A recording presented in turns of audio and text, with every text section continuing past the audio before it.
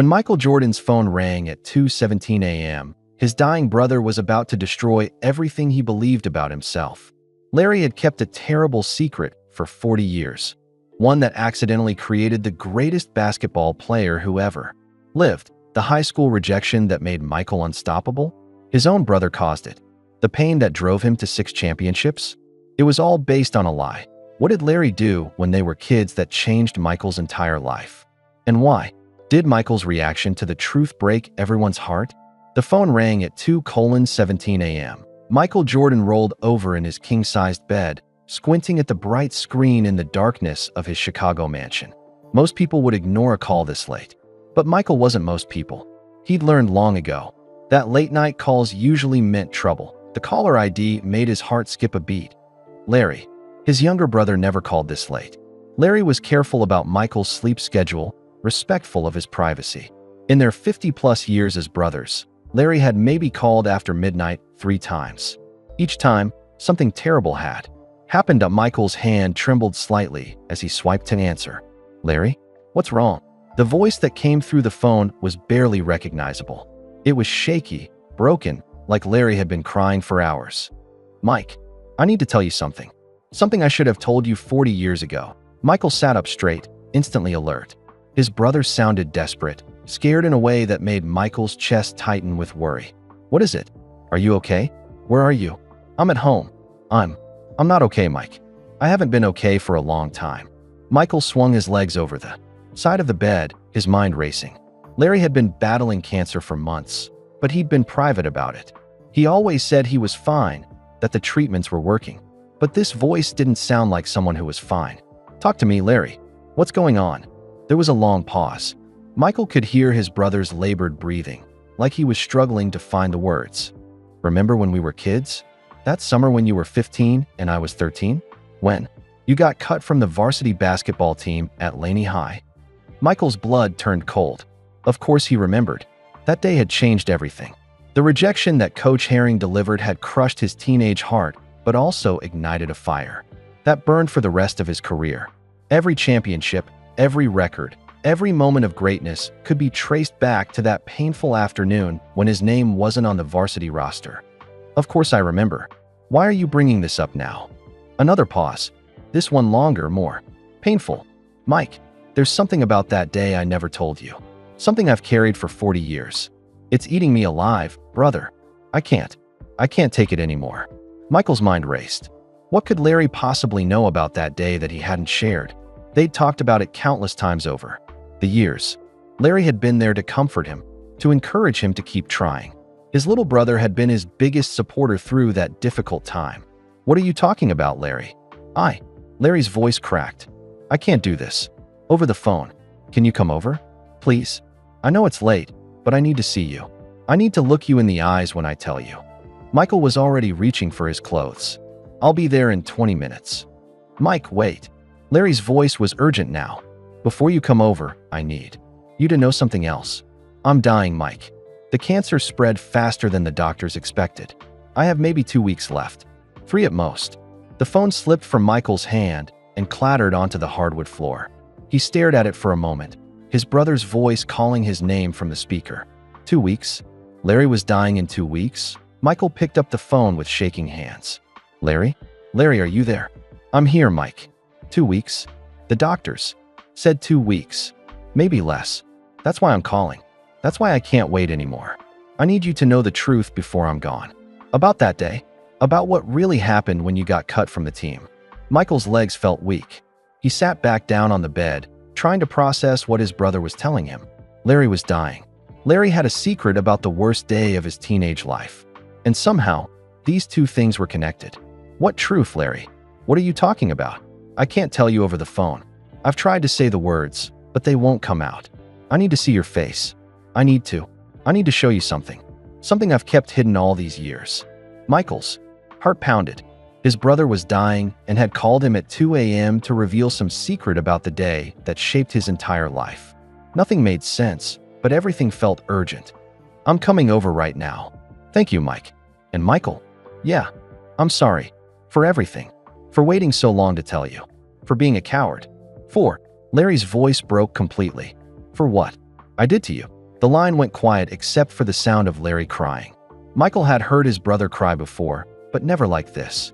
This was the sound of a man carrying unbearable weight. Larry, whatever it is, we'll figure it out. We're brothers. We'll get through this together. I don't know if you'll still want to be my brother after you hear what I have to say. That's impossible. You're my family. Nothing changes that. I hope you still feel that way in an hour. Michael grabbed his keys and headed for the door. I'll be there soon. Try to stay calm, okay? Okay. Mike, yeah. I love you. I've always loved you. Even when I made the worst mistake of my life. I need you to remember that. I love you too, Larry. I'll be right there. Michael hung up and ran to his car. As he drove through the empty Chicago streets, his mind raced with questions. What secret could Larry have kept for 40 years? What did it have to do with getting cut from the basketball team? And why was he so scared to tell him? The more Michael thought about it, the more worried he became. His brother was dying, and he was terrified of some secret from their childhood. What could possibly be so bad that Larry had carried it for 4 decades? As Michael pulled into Larry's apartment complex, he realized he was about to find out. His brother was waiting for him with a truth that would change everything. And somehow, Michael knew that after tonight, nothing would ever be the same. He took a deep breath and walked toward his brother's door, not knowing that the next hour would rewrite the story of his entire life. Michael stood outside Larry's apartment door for a moment, his hand frozen inches from the wood. He could hear movement inside, slow, careful footsteps. His brother was sick, dying, and about to reveal something that had haunted him for 40 years. The door opened before Michael could knock. Larry looked terrible. His face was gaunt, his cheeks hollow. He'd lost at least 30 pounds since Michael had seen him last month. The cancer was winning, and it showed in every line of his tired face. Thanks for coming, Larry whispered, stepping aside to let Michael in. The apartment was small but neat. Photos covered every surface. Family pictures, shots of Michael's career, images of their parents who had died years ago.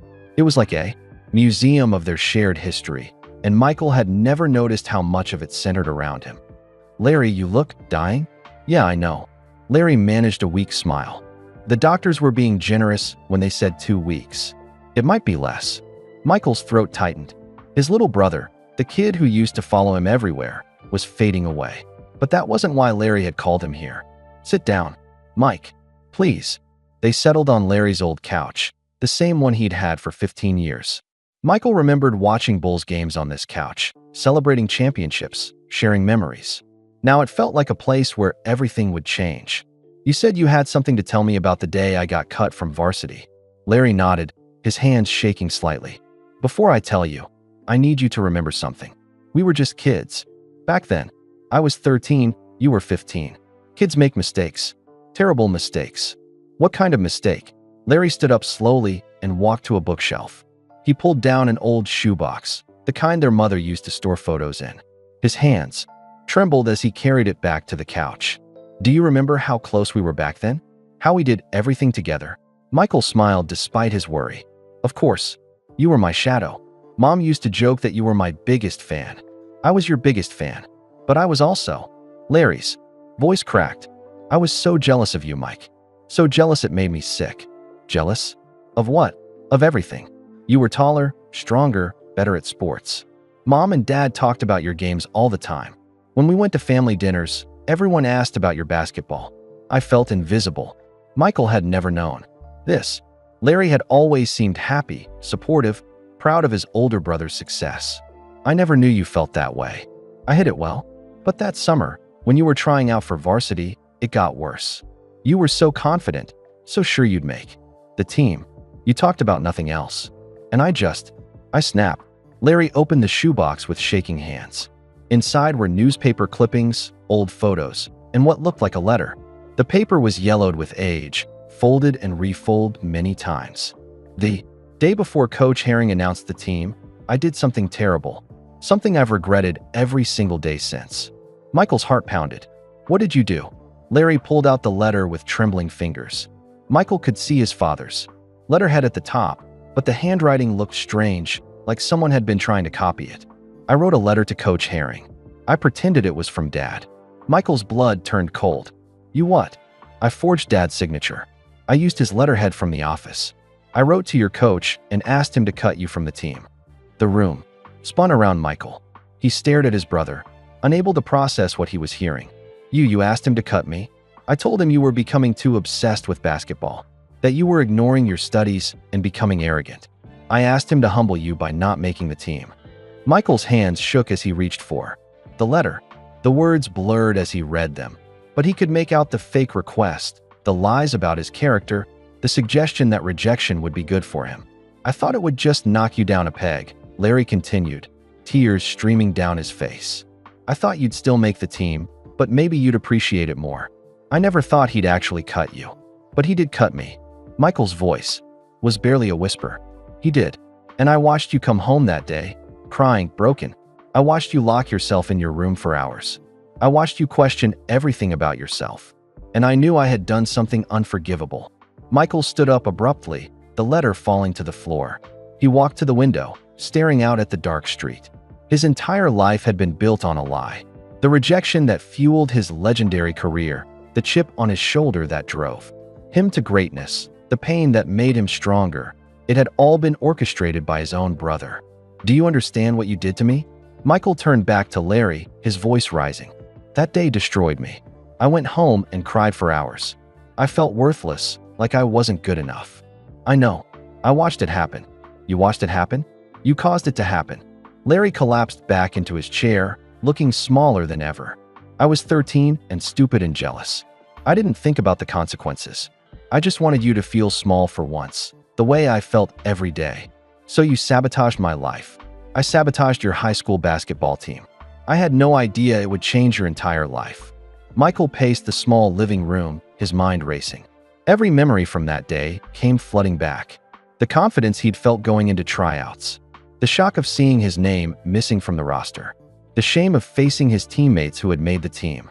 All these years, I thought Coach Herring just didn't think I was good enough. I used that rejection to fuel everything I did. Every game, every practice, every championship. I was trying to prove him wrong. I know. I watched you become obsessed with proving everyone wrong. I watched you work harder than anyone else. I watched you become the greatest player who ever lived. Because of a lie. Because of something you did. Yes. Larry's voice was barely audible. I created the drive that made you great. And I've hated myself for it every single day since. Michael stopped pacing and stared at his brother. Larry looked broken, defeated, like a man who had been carrying a mountain on his shoulders for 40 years. "Why now? Why tell me this now?" "Because I'm dying, and I can't take this secret with me. And because..." Larry reached into the shoebox again and pulled out a small notebook. "Because I kept a record of everything. Every time your pain from that day drove you to greatness. I wrote it down." Michael's legs gave out. He sat back down on the couch, his head in his hands. His brother had not only caused his greatest pain, but had documented how that pain shaped his entire life. "Show me," Michael whispered. Larry opened the notebook with shaking hands. The pages were filled with dates and observations, spanning 4 decades.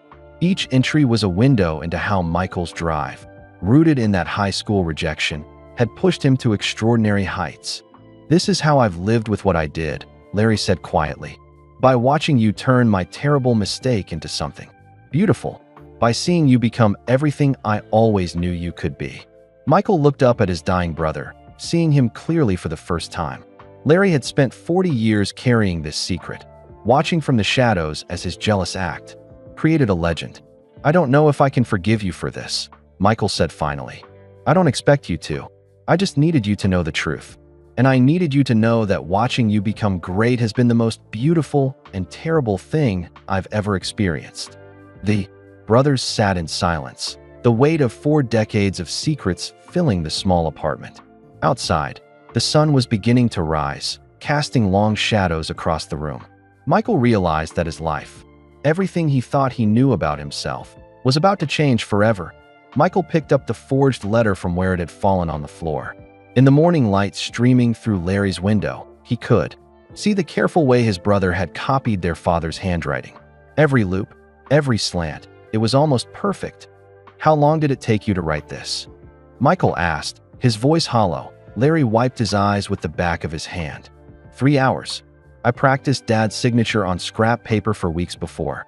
I got brave enough to use his real letterhead. Weeks. Michael looked up sharply. This wasn't just a moment of anger. You planned this. I was 13, Mike. I spent weeks being angry, feeling invisible. Every day, you came home talking about basketball, about making varsity, about how great it would be. And every day, I felt smaller. Michael studied the letter again. The words were cruel but clever. Larry had written it to sound like a concerned father who thought his son needed to be humbled. He'd painted Michael as arrogant and obsessed, suggesting that rejection would teach him valuable life lessons. You made me sound like a spoiled brat. I was trying to give Coach Herring a reason that would make sense. If I'd just said, don't pick Michael, he would have ignored it. But if he thought Dad was worried about your character, he'd listen. Michael finished the thought, understanding dawning on his face. You knew exactly what you were doing. Larry nodded miserably. I was smarter than I should have been. I thought about it from every angle. I even mailed it from the post office downtown so it wouldn't have our neighborhood postmark. Michael felt sick. This wasn't just a childish prank gone wrong. This was a calculated plan by a jealous brother who wanted to destroy his dreams. Did anyone else know? Mom? Dad? Dad figured it out eventually. About 5 years later, he found the practice sheets in my old desk when we moved out of the house. He confronted me when you were in college. Michael's head snapped up. Dad knew? And he never told me. He was furious at first, angrier than I'd ever seen him. But then he looked at your college stats, your championships, everything you'd accomplished. And he said something I'll never forget. What? He said, maybe the worst thing Larry ever did was also the best thing that ever happened to you. Michael stood up and walked to the window, staring out at the Chicago skyline. Somewhere out there was the United Center, where he'd won 6 championships. Down the street was his old high school, where this whole mess had started. His entire legendary career was built on a foundation of lies. What did Dad make you promise? That I'd tell you someday. He said the truth always comes out eventually, and it would be better coming from me than from someone else. But you never did tell me. Larry's voice broke. I tried so many times. After your first championship, I wrote you a letter confessing everything. But then I watched you celebrate with the team, saw how happy you were, and I couldn't do it. You were protecting yourself, not me. Maybe. Or maybe I was protecting the version of you that my mistake had created. You were Michael Jordan, the greatest player ever. How could I tell you that you became great because your little brother was jealous? Michael turned back to face Larry. His brother looked so small on the couch, wrapped in a blanket despite the warm morning. The cancer was eating him alive, and so was this secret. There's more, isn't there? I can see it in your face. Larry nodded slowly. Coach Herring didn't just take the letter at face value. He called Dad to confirm it. Michael's stomach dropped. What happened? Dad was traveling for work that week. Remember? He was in Detroit for 3 days, meeting with clients. Coach Herring couldn't reach him. So the coach just cut me based on a letter he couldn't verify. He tried calling for 2 days. When he finally reached Dad on Friday, the team roster had already been posted. Dad told him he never wrote any letter, but by then it was too late. The season was starting Monday. Michael sank back onto the couch. So Dad tried to fix it? He drove straight to the school. He and Coach Herring talked for an hour. But the coach said changing the roster after it was posted would be unfair to the other players. He promised Dad you'd get a fair shot at varsity the next year. A fair shot that never mattered because I was already broken by then. Larry pulled out another paper from the shoebox. It was a handwritten note from their father to Coach Herring, demanding an explanation. Dad wrote this letter the day after he got home. He was furious. He threatened to go to the principal, to the school board. He wanted justice for you. Michael read his father's angry words, feeling the love and protection in every line. His dad had fought for him, just like he'd always fought for his kids. What stopped him? You did. What do you mean? Larry's eyes filled with tears again. You came home that Friday and told Dad you didn't want to make a big deal about being cut. You said you'd prove yourself next year. You said the rejection made you hungry to work harder. Michael remembered that conversation. He'd been embarrassed, hurt, but determined not to look like a winner. He'd told his father he could handle it. Dad realized that fighting the decision might hurt you more than help you. You were already turning the pain into motivation. He didn't want to take that away from you. So he let it go. He let it go. But he never forgot. And he never forgave me. Michael looked at his dying brother with new eyes. Larry had spent 40 years carrying not just his own guilt, but their father's disappointment too. Dad was cold to you after that, wasn't he? He wasn't mean. He still loved me. But things changed between us. He looked at me differently. Like, he wasn't sure who I really was. Because you'd shown him who you really were. A kid capable of destroying his brother's dreams. Larry flinched at the harsh words, but he didn't deny them. Yes, that's exactly who I was. And that's who you've been living with all these years. Every single day, every time you won a game, broke a record, won a championship, I felt pride and guilt at the same time. Pride because you were my brother. Guilt because I knew I'd helped create the drive that made it possible. Michael stood up again, pacing the small room. His entire identity was crumbling. The rejection that had defined him, the chip on his shoulder, that made him unstoppable, the fire that burned in him for 2 decades. It was all based on his brother's jealousy. Do you know what the worst part is, Larry? What? I thank God for that rejection. I actually got on my knees and thanked God for making me stronger through adversity. I thought it was divine intervention, preparing me for greatness. Larry's face crumpled. I'm so sorry, Mike. I'm so sorry for all of it. But you're not sorry for my success, are you? You're not sorry that I became great. Larry was quiet for a long moment. No, he whispered finally. I can't be sorry for that. Watching you become the greatest player who ever lived has been the honor of my lifetime. Even knowing it started with my terrible mistake. Michael stopped pacing and stared at his brother. So you'd do it again? Knowing what you know now. Larry looked up with tears streaming down his face. That's the question. That's tortured me for 40 years, Mike. And I honestly don't know the answer. The brothers sat in the growing daylight, surrounded by the evidence of a secret that had shaped both their lives. Outside, Chicago was waking up. People were starting their days, going to work, living normal lives. But inside this small apartment, 2 brothers were confronting a truth that would change everything they thought they knew about love, family, and the price of greatness. Michael picked up Larry's notebook and opened it to the first page. The entry was dated just 1 week after he'd been cut from varsity. Read it to me, Michael said quietly. I want to hear what you wrote. Larry's voice shook as he read. Mike worked out for 4 hours today. He shot 500 free throws, then ran. Sprints until he threw up. When Mom asked him to come eat dinner, he said he wasn't hungry. He said hunger was for people who were satisfied with losing. I did this to him. I made him this hungry. I don't know if I'm proud or terrified of what I've created. Michael closed his eyes, remembering that day, that feeling, that desperate need to prove everyone wrong.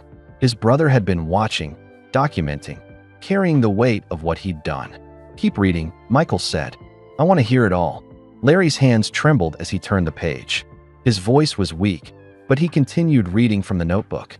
That had become his confession. October 15th, 1978. Mike made junior varsity, but he's still angry. Coach Smith said he's never seen a sophomore work so hard. Mike stays after every practice, shooting until the janitor kicks him out. When I asked him why he pushes himself so hard, he said, I'm never going to let anyone tell me I'm not good. Enough again. I created this monster. I created this drive. I don't know if I should be proud or ashamed. Michael's chest tightened. He remembered that version of himself. Angry, desperate, fueled by rejection. Keep going. November 3rd, 1978. Mike scored 35 points against Wilmington High. After the game, some college scouts talked to him. When we got home, he told me he played every possession like he was still trying to make varsity. He said he'll never stop, trying to prove Coach Herring wrong. I wanted to tell him the truth right then. But how do you tell your brother that his greatest motivation is built on your lie? Larry paused, coughing violently. The cancer was making it hard for him to breathe, but he forced himself to continue. February 12th, 1979. Mike's junior year. He made varsity this time, of course. First game, he scored 40 points. The local newspaper called him a player with something to prove. If they only knew what he was really trying to prove. If they only knew that his fire comes from a wound. I gave him. Michael stood up and walked to the window again. Outside, Chicago was fully awake now. Cars moved through the streets. People walked to work. Life continued normally. But inside this apartment, Michael was hearing the story of his own transformation through his brother's guilty eyes. I remember that game, Michael said quietly. I felt like I was playing against Coach Herring, not the other team. Every shot was revenge for being cut. I know. I was in the stands, watching you destroy them. And I was so proud and so sick at the same time. Proud because you were incredible. Sick because I knew your anger was my fault. Larry turned several pages, his breathing getting heavier. Here's one from your senior year. March 8th, 1980. Mike's last high school game. They won the state championship. After the game, a reporter asked him about his motivation. Mike said, "I play for everyone who ever doubted me. I play for every coach who said I wasn't good enough." The reporter wrote it up like it was inspiring. But I knew Mike was talking about Coach Herring. I knew he was talking about that day I destroyed his confidence. And I knew that destruction had made him unstoppable. Michael felt his legs getting weak again. He sat back down on the couch, his head in his hands. "You documented my entire high school career. I documented everything. Every game, every interview, every moment when I could see that rejection driving you forward. I had to. It was the only way I could live with what I'd done. By watching me suffer. By watching you turn suffering into greatness. Mike, you have to understand, I wasn't just watching you play basketball. I was watching you become something bigger than basketball. That rejection didn't just make you a better player. It made you stronger, tougher, more determined than anyone else." Larry flipped through more pages, stopping at an entry from college. January 15th, 1982. North Carolina beat Duke by 20. Mike had 28 points and 12 rebounds. After the game, Coach Smith told reporters that Mike plays like he's got something to prove every single night. He said he's never coached a player who hates losing more. I watched the interview from my dorm room and cried, because I knew why Mike hates losing so much. He hates it because I made him feel like a loser when he was 15 years old. Michael looked up at his brother. "You went to my college games. I went to every game I could afford. I sat in the cheap seats, watching you play with that fire I'd lit. And every game, I wanted to run down to the court and tell you the truth. But then you'd make some impossible shot or some incredible play, and I'd think, how can I take this away from him? How can I tell him that his greatest strength comes from my greatest weakness?" Larry's voice was getting weaker, but he kept reading. June 12th, 1984. NBA Draft Day. Mike went third to Chicago. When they called his name, he looked angry instead of happy. Later, he told reporters that getting drafted third just gave him more motivation. He said he'd make the two teams that passed on him regret it for the rest of their lives. I realized that night that I hadn't just created a basketball player. I'd created someone who would turn every slight, every rejection, every doubt into fuel for greatness. Michael remembered that night. He'd been furious about not going first or second. That anger had driven him through his entire rookie season. I used that draft position as motivation for years. I know, and I knew that your ability to turn pain into power came from that day in high school. It came from learning how to be hurt and still fight back. It came from the lesson I accidentally taught you when I was 13 years old. Larry turned to a page from 1991, his first championship year.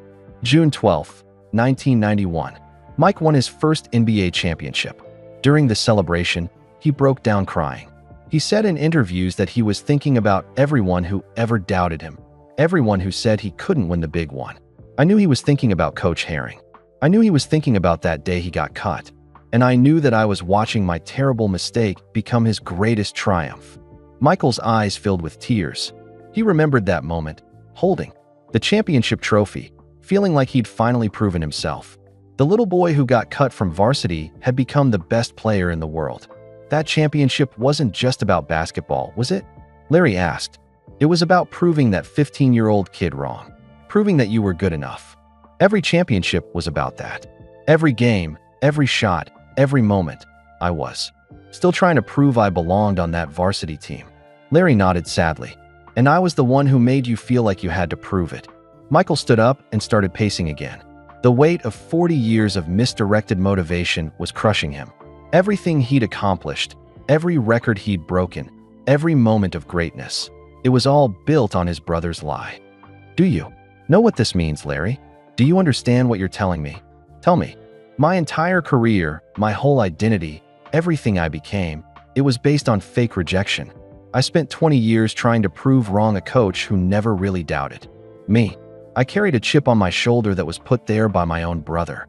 Larry closed the notebook and set it aside. Yes, that's exactly what I'm telling you. My competitiveness, my drive, my need to win at everything.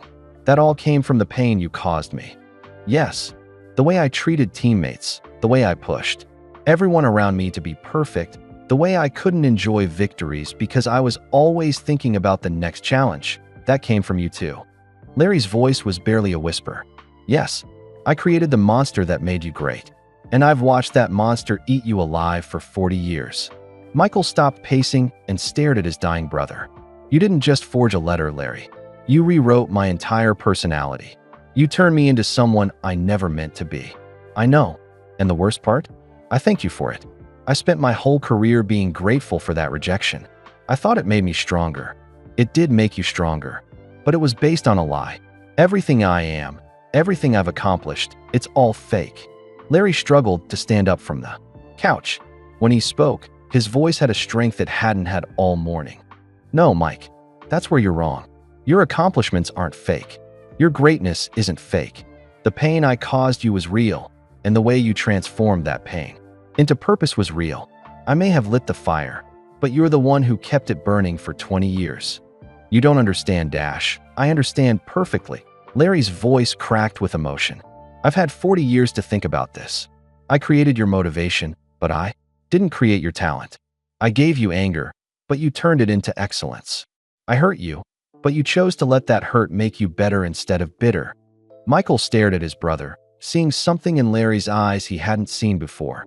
Not just guilt, but genuine admiration. You think I should thank you for this? I think you should understand that what I did to you was terrible and wrong. But what you did with it was beautiful and right. You took the worst thing that ever happened to you and made it the foundation of the greatest career in basketball history. The brothers looked at each other across the small living room, 40 years of secrets hanging between them. The sun was high now, flooding the apartment with light. And for the first time since the phone rang at 2:17 a.m., Michael began to see his brother not as the villain of his story, but as someone who had been carrying an impossible burden for 4 decades. There's more, isn't there? Michael asked quietly. More you haven't told me. Larry nodded, his face pale from the effort of their conversation. So much more. About Dad, about Mom, about Coach Herring. About the real reason I'm telling you this now. Michael sat back down, preparing himself for whatever came next. Tell me everything, Larry. I'm ready to hear it all. Larry walked slowly to his bedroom, his movements careful and deliberate. Michael could hear him opening drawers, moving things around. When he returned, he carried a small wooden box that Michael recognized immediately. Is that Dad's old jewelry box? The one he kept his wedding ring in when he worked construction. Mom gave it to me after the funeral. Larry sat down heavily, the box cradled in his lap. There are things in here I was supposed to give you years ago. Michael's heart raced. More secrets, more revelations. He wasn't sure how much more he could handle. Dad left instructions about what to do with these things. He said I could only give them to you after I told you the truth about the letter. Larry opened the box with shaking hands. Inside were several items wrapped in tissue paper, a smaller notebook, some photographs, and what looked like another letter. This notebook isn't mine. It's Dad's. He started writing in it the day he found out what I'd done. He kept writing in it until he died. Michael's throat tightened. Dad kept a record too? He was trying to understand what happened to our family. How one lie could change everything so completely. Larry unwrapped the small notebook and handed it to Michael. The cover was worn leather, soft from years of handling. Michael opened it to the first page and saw his father's familiar handwriting. Read it out loud, Larry said quietly. I need to hear it again. Michael's voice shook as he read. Today I learned that my youngest son destroyed my oldest son's confidence to satisfy his own jealousy. I learned that the rejection that shaped Michael's entire life was orchestrated by his own brother. I don't know which son I'm more disappointed in, Larry for what he did, or Michael for never telling us how much pain he was in. Michael stopped reading and looked up. Dad blamed himself. Keep reading. It gets worse. Larry thinks he created Michael's greatness, but he's wrong. What Larry created was Michael's pain. Michael created his own greatness by refusing to let that pain destroy him. But I failed both my sons that day. I failed Larry by not seeing how invisible he felt. And I failed Michael by not fighting harder to fix the injustice. Michael's hands were shaking now. Dad thought he failed us. He carried guilt too, Mike. We all did. That one letter infected our whole family. Michael turned the page and continued reading. I talked to Coach Herring today. He told me something that makes this whole situation even more tragic. He said he never wanted to cut Michael in the first place. He said Michael was clearly one of the 3 best players in tryouts. But the letter worried him. He thought maybe I knew something about Michael's character that he didn't. He said if he hadn't received that letter, Michael would have made varsity easily. Michael set the notebook down, his face pale. I would have made the team. Without question. Coach Herring told Dad you were the most talented 15-year-old he'd ever seen. The letter was the only reason you got cut. So I was good enough all along. You were better than good enough. You were exceptional. That's what makes this so horrible, Mike. You didn't need rejection to become great. You were already great. Michael stood up and walked to the window again, his mind reeling. Not only had his brother's lie shaped his entire career, but it had been unnecessary. He would have succeeded anyway. There's more, Larry said softly. Dad wrote about the effects on our whole family. Michael returned to the notebook, finding strength in his father's words even as they broke his heart. Larry has become a different child since sending that letter. He's quiet, withdrawn, consumed by guilt. He watches Michael obsessively, documenting every practice, every game, every moment when Michael's drive pushes him to excel. It's like Larry is trying to justify what he did by proving it led to something good. But I can see it's eating him alive. Dad was watching you watch me. Larry nodded. He knew I was documenting everything. He knew I was torturing myself by tracking how my mistakes shaped your life. Michael continued reading. Michael has become someone I barely recognize. The rejection changed him from a confident, happy teenager into someone driven by constant need to prove himself. He works harder than any kid should have to work. He pushes himself until he's exhausted, then pushes harder. Yesterday, I found him in the backyard at midnight, shooting baskets in the dark. When I asked him why, he said he was making sure he'd never disappoint anyone again. I remember that night, Michael whispered. I couldn't sleep. I kept thinking about Coach Herring, about proving him wrong. Dad watched it all happen. He watched you change from a kid who loved basketball into someone who needed basketball to feel worthy. Michael turned several pages, finding entries from his college years. Michael called today to tell us about winning the national championship. He should have been celebrating, but he sounded angry instead of happy. He said it felt good to prove all the doubters wrong. I wanted to tell him there never were any real doubters, just one jealous brother with a pen and some letterhead. But how do you take away someone's greatest motivation? How do you tell them their fire was built on lies? Dad wanted to tell me so many times, but he was afraid it would destroy you. He was afraid that learning the truth would take away your drive, your edge, everything that made you special. Michael found an entry from 1991, the year of his first NBA championship. Watched Michael win his first championship tonight. When they interviewed him, he dedicated the victory to everyone who ever doubted him. My heart broke watching my son celebrate a triumph built on a foundation of deception. He's the greatest player in the world, but he became great for all the wrong reasons. And Larry and I are the only ones who know it. Dad felt guilty about my success. He felt guilty about how you achieved it. He was proud of what you accomplished, but heartbroken about why you felt you had to accomplish it. Larry reached into the box and pulled out a photograph. It showed the 3 of them, Michael, Larry, and their father, taken on the day Michael graduated from high school. Look at our faces in this picture, Larry said. Michael studied the photo. He looked confident but intense, even at 18. Larry looked uncomfortable, guilty, and their father looked sad, like he was carrying a heavy burden.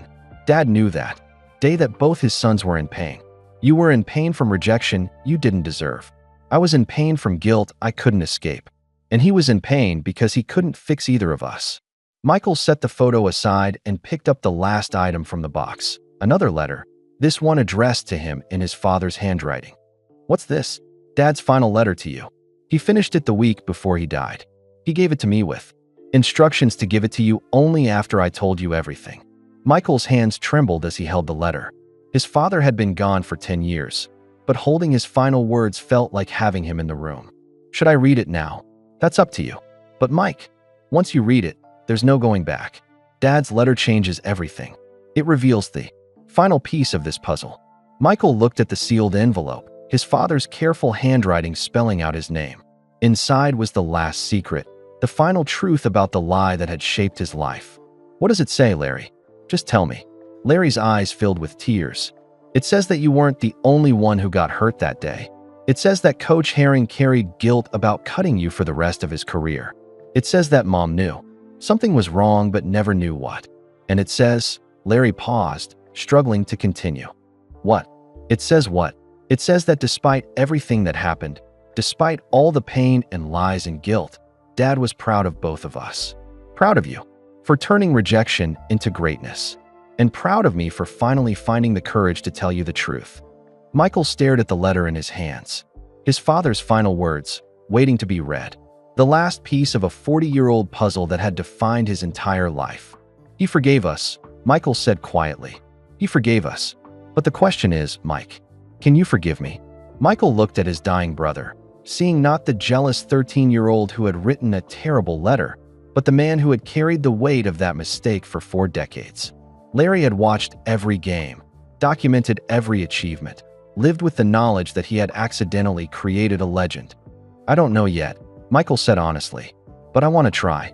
Larry nodded, tears streaming down his face. That's all I can ask for.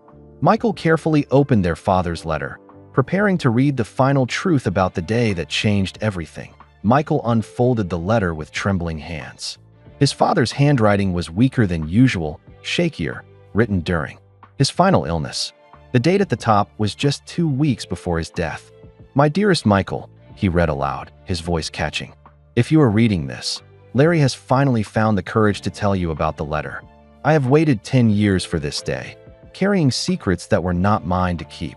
Larry watched his brother's face, seeing the pain and confusion there. Keep reading, Mike. You will be angry when you learn what Larry did. You will feel betrayed, confused, maybe even lost. You will question everything about who you became and why.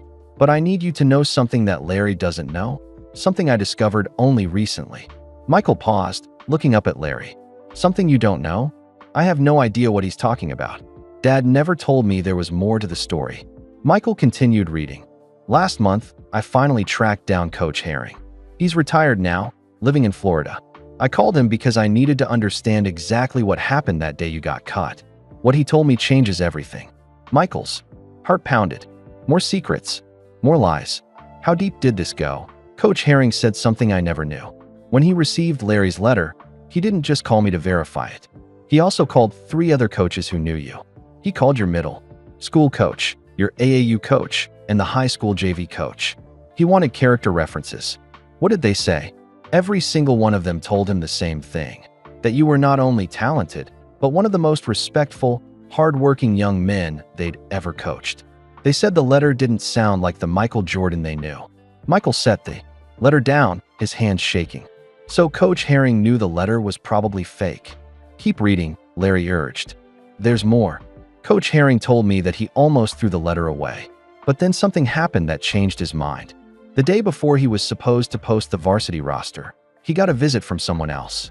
Someone who convinced him that cutting you might actually be the right thing to do. Michael's blood ran cold. Someone else was involved? Who? Larry asked, his face pale. Who else knew about the letter? Michael continued reading, his father's words revealing a truth neither brother had imagined. The person who visited Coach Herring was me, Michael, your own father. The letter slipped from Michael's hands and fluttered to the floor. He stared at Larry in shock, then bent to pick it up again. Dad went to Coach Herring. I don't understand. Larry whispered. Why would Dad do that? Michael's voice shook as he continued. I had seen the letter when Coach Herring called to verify it. When I told him I hadn't written it, he showed it to me during our meeting. I recognized Larry's handwriting. Immediately, I knew my 13-year-old son had forged my signature to hurt his brother. Dad knew right away that you wrote it. Apparently so, but he didn't stop it. I was furious with Larry, but I was also concerned about you, Michael. You had been so confident about making varsity. Maybe too confident. I had watched you become cocky, dismissive of teammates who weren't as talented. I had seen you roll your eyes when coaches gave you advice. The letter was a lie, but maybe the message wasn't. Entirely wrong. Michael stood up abruptly, anger flashing in his eyes. Dad thought I needed to be humbled, so I made a decision that I have regretted every day since. I told Coach Herring not to investigate the letter further. I told him that maybe being cut would teach you important lessons about respect, hard work, and humility. The room fell completely silent. Both brothers stared at the letter in Michael's hands. "Dad, let it happen," Michael said, his voice hollow. He knew Larry forged the letter, and he let me get cut anyway. I convinced Coach Herring that rejection might be good for your character.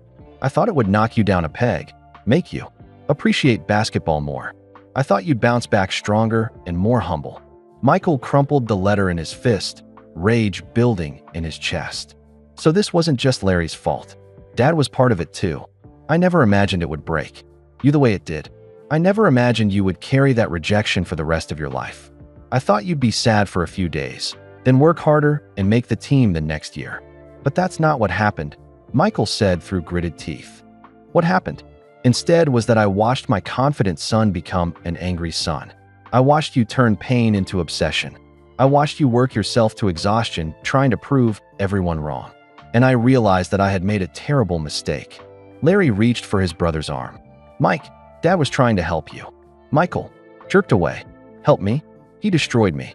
You wrote the letter, but he could have stopped it. He chose not to. I spent the next 20 years watching you achieve incredible things, but I knew they came from a place of pain that I had allowed to happen. Every championship, every record, every moment of greatness. I was proud of you, but I was also reminded of my failure as a father." Michael began pacing the small apartment, his emotions exploding. "So let me get this straight. Larry forged a letter to get me cut because he was jealous. Dad found out about it immediately, but decided to let it happen because he thought I was too cocky. And both of you watched me suffer for 40 years without telling me the truth." "Mike, please," Larry started. "No, don't, Mike, please me. You both betrayed me. You both lied to me. My entire identity is based on a rejection that you orchestrated and Dad approved of." Michael grabbed the notebook from the couch and threw it across the room. Pages scattered everywhere, 40 years of documentation flying through the air. "You want to know what this means? It means everything I became was a lie. Every time I pushed myself harder, every time I refused to accept defeat, every time I drove my teammates crazy with my perfectionism, all of it came from a wound that my own family inflicted on me." Larry struggled to stand up from the couch. "That's not true, Mike. Your greatness isn't a lie." "Yes, it is. My motivation was fake. My drive was fake. The chip on my shoulder was put there by people who were supposed to love me. We did love you. You had a funny way of showing it." Michael's voice cracked with emotion. "Do you know what I went through that day? Do you know how it felt to see my name missing from that roster? I know. I watched you come home crying. You watched me question everything about myself. I thought I wasn't good enough. I thought I was worthless. I thought everyone was right to doubt me. And you knew it was all based on lies." Michael collapsed onto the couch, his head in his hands. "I can't believe this. I cannot believe this." Larry sat down beside him, his voice barely a whisper. "I wanted to tell you so many times, but you didn't. Neither of you did. You let me carry that pain for 40 years. Because you turned it into something beautiful. Look what you became, Mike. Look what you accomplished." Michael looked up, his eyes blazing with anger. "I became someone I didn't want to be. I became obsessed with winning because I was terrified of losing. I pushed away friends, family, teammates. I couldn't enjoy victories because I was always thinking about the next challenge. But you inspired millions of people. At what cost? I sacrificed relationships. I sacrificed happiness. I sacrificed my peace of mind. All to prove wrong people who never really doubted me in the first place." Larry's eyes filled with tears. "I'm sorry, Mike. I'm so sorry for all of it. Sorry doesn't fix 40 years of living. A lie, Larry. Sorry doesn't give me back the person I could have been if you hadn't destroyed my confidence. Maybe not, but your accomplishments are still real. Your greatness is still real, built on a foundation of deception." Michael stood up again, pacing frantically. "Everything I thought I knew about myself is wrong. The rejection that motivated me was fake. The doubt that drove me was manufactured by my own family." "Mike, please listen to me," Larry pleaded. "Yes, I wrote the letter. Yes, Dad let it happen. But what you did with that pain was your choice. You could have become bitter, angry, destructive. Instead, you became the greatest player who ever lived because I thought I had to. Because I thought the whole world was against me. Because you made me believe I wasn't good enough. The brothers stared at each other across the wreckage of their relationship. 40 years of love built on lies. 40 years of success built on manufactured pain. "I don't know if I can forgive either of you," Michael said finally. "I don't know if I can forgive Dad for letting it happen, or you for making it happen. I understand. I don't deserve your forgiveness." "No, you don't. But you know what the worst part is, Larry?" "What?" "Part of me wants to thank you. Part of me is grateful for what I became, even though it was built on lies. And that makes me hate myself as much as I hate what you did." Larry reached out tentatively and touched his brother's arm. "You don't have to hate yourself, Mike. You don't have to hate anyone. What happened was wrong, but what you became was right." Michael looked at his dying brother, seeing the 13-year-old boy who had made a terrible mistake, the man who had carried impossible guilt, and the brother who had loved him enough to finally tell the truth. "I need time," Michael said quietly. "I need time to process all of this. I don't have much time left. I know, but I can't just flip a switch and forgive 40 years of deception, even if you are dying." Larry nodded, understanding. "I just needed you to know the truth. All of it. Even the parts that make me look worse. There's more." Larry's face crumpled. "There's always more, Mike. There's always one more secret, one more layer of pain. That's what lies do. They multiply. They create more lies to cover the original lie." Michael sat back down, exhausted by the emotional roller coaster. Tell me everything. I can't take any more surprises." Larry reached into the shoebox one more time, pulling out the final item, a medical report dated 40 years ago. "This is the last secret, Mike. The one that explains everything else. The one that might help you understand why a 13-year-old boy would do something so terrible to the brother he loved." Michael took the report, seeing his brother's name at the top. It was a psychological evaluation from Dr. Sarah Chun, dated just 3 months after the forged letter was sent. "What is this?" "The proof that I wasn't just jealous, Mike. The proof that I was sick." Michael stared at the medical report in his hands. The paper was yellowed with age, but the words were still clear. At the top, in official letterhead, "Psychological evaluation. Larry Jordan, age 13. You went to see a therapist?" Larry nodded weakly. 3 months after I sent the letter, I started having panic attacks. I couldn't sleep, couldn't eat. Mom thought I had the flu, but it kept getting worse." Michael's anger was slowly being replaced by confusion. "What kind of panic attacks?" "I would wake up screaming in the middle of the night. I'd throw up before school. I couldn't concentrate on anything. Mom finally took me to see Dr. Chun." Michael began reading the report aloud. "Patient presents with severe anxiety, depression, and guilt-related trauma. Larry reports engaging in a deceptive act against his older brother approximately 3 months ago. He appears to be experiencing significant psychological distress as a result. You were having a breakdown. I couldn't handle what I'd done to you, Mike. Watching you come home crying that day, seeing how broken you were, it destroyed me. But I was too scared to tell anyone the truth." Michael continued reading. Larry describes feeling invisible in his family dynamic. He reports that his older brother receives most of the attention and praise from parents and extended family. Patient feels inadequate and forgotten, leading to resentment and acting out behavior. Dr. Chun said I was suffering from what she called sibling shadow syndrome. "I felt like I didn't exist when you were around." Michael looked up from the report. "I never knew you felt that way. How could you know? You were 15 and focused on your own life. But every family dinner, every school event, every conversation, it was always about Michael's basketball games, Michael's grades, Michael's future. I felt like a ghost in my own family." Michael returned to the evaluation. Patient admits to forging a letter from his father to his brother's basketball coach, requesting that his brother be removed from consideration for the team. When asked why, Patient breaks down crying and states, "I wanted him to feel small like me. I wanted him to know what it felt like to be nothing." The words hit Michael like a punch to the stomach. Larry hadn't just been jealous, he'd been drowning in feelings of worthlessness. "You felt like nothing." Larry's voice was barely a whisper. "Every single day, you were everything I wanted to be. Tall, strong, confident, talented. Everyone loved you. And I was just Larry, Michael Jordan's little brother. But Mom and Dad loved you too. They loved me, but they were excited about you. There's a difference, Mike. They loved me like parents love a normal kid. But they were thrilled about you like people are thrilled about a miracle." Michael felt a sharp pain in his chest. He'd never realized how his success had affected his brother's sense of self-worth. Dr. Chen wrote something else here. Michael said, his voice shaking. Patient reports that since sending the letter, he has been unable to enjoy any activities. He spends most of his time watching his brother practice basketball, apparently trying to monitor the damage he believes he has caused. I became obsessed with watching you after that day. I had to see what my letter had done to you. I had to document how it changed you. That's why you came to all my games. Not to support me, but to watch what you'd created. Both. I was supporting you and torturing myself at the same time. Every great play you made, every point you scored, every win, I felt proud and guilty simultaneously.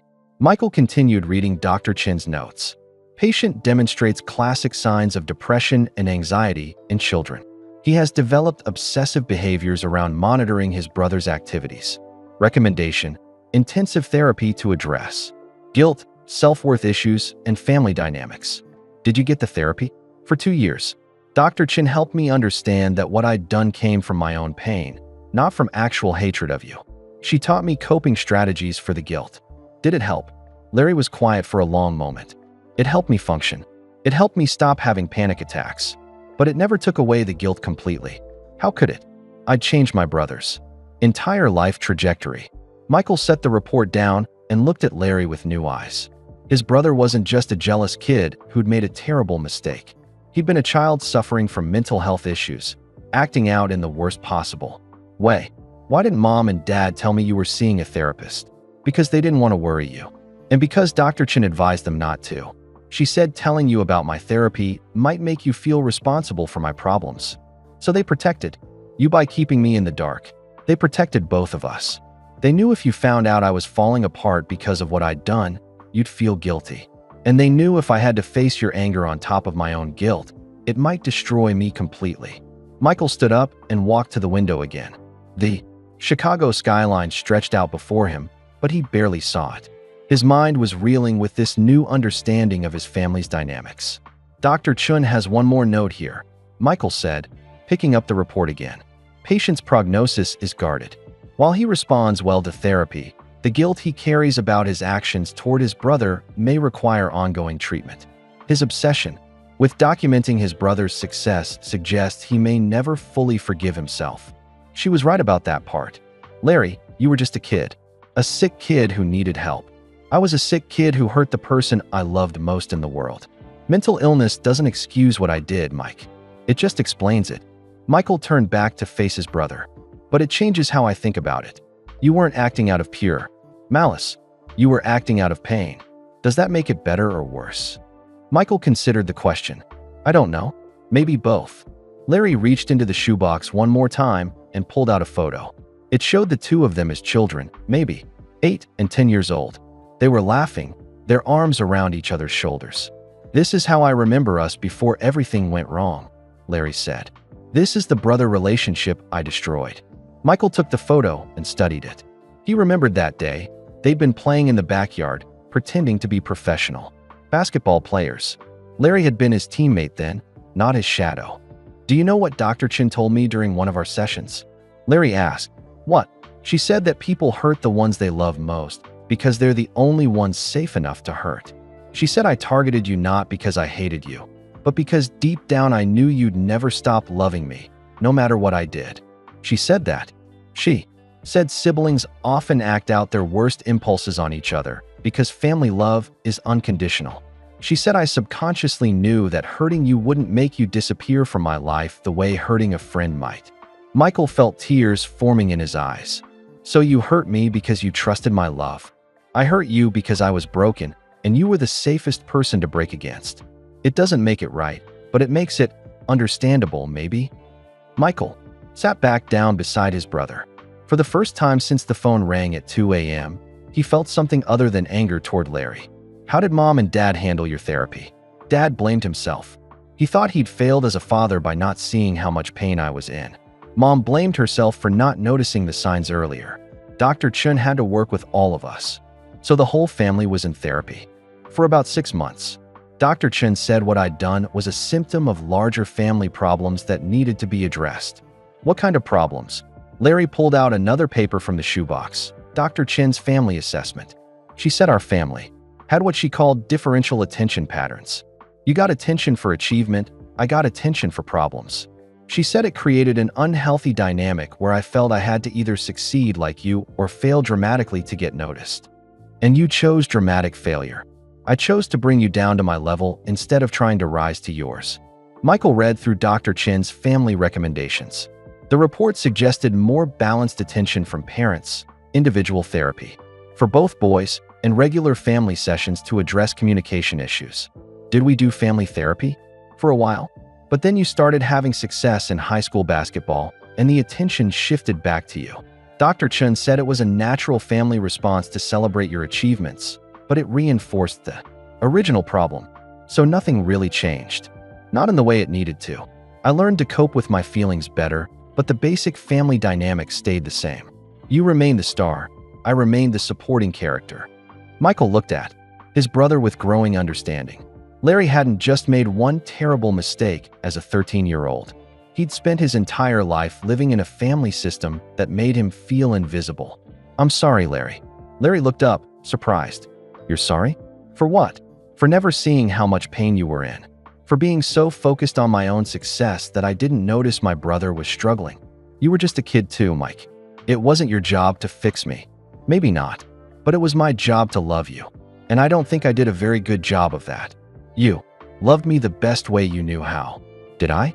Or was I so focused on proving everyone wrong that I forgot to pay attention to the people who were right there with me?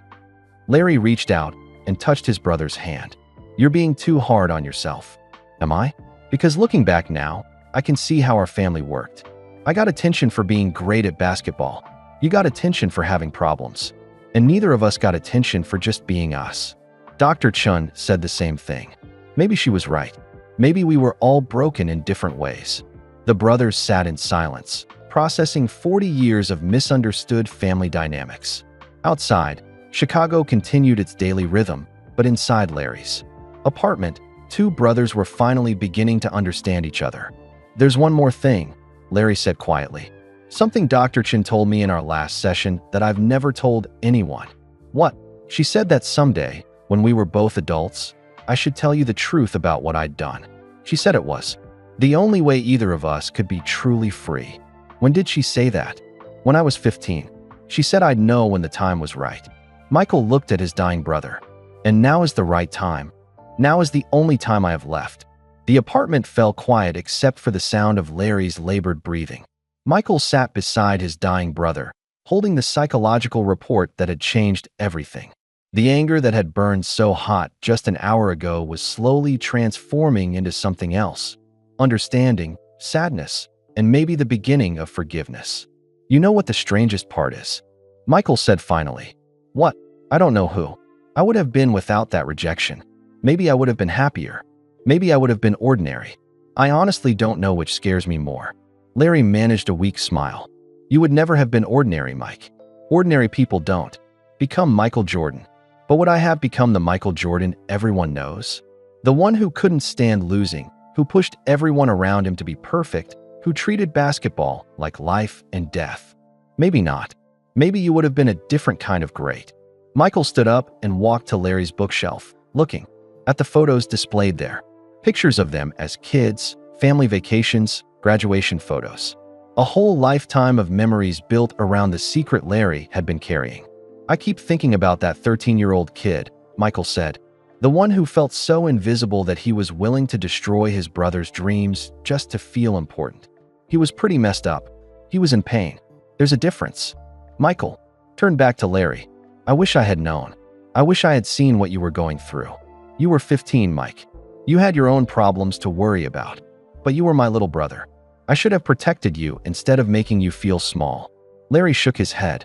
You never made me feel small. I made myself feel small by comparing myself to you. That wasn't your fault, wasn't it? I got so caught up in being the star that I forgot you existed sometimes. Remember when we used to play one-on-one in the backyard? Of course. I never let you win. Not once. Even when you were 10 years old and I was 12, I crushed you every single game. I thought I was teaching you to be competitive, but really I was teaching you that you'd never be good enough. Larry's eyes filled with tears. I loved those games, even when I lost. But they hurt you too, didn't they? Every loss was proof that you couldn't measure up to your big brother. Maybe, but they also made me feel like I mattered enough for you to play with me. Michael sat back down, the weight of 40 years of misunderstanding settling on his shoulders. We were both just kids trying to figure out where we fit in the family. And we both got it wrong. Did we? Or did the family get it wrong?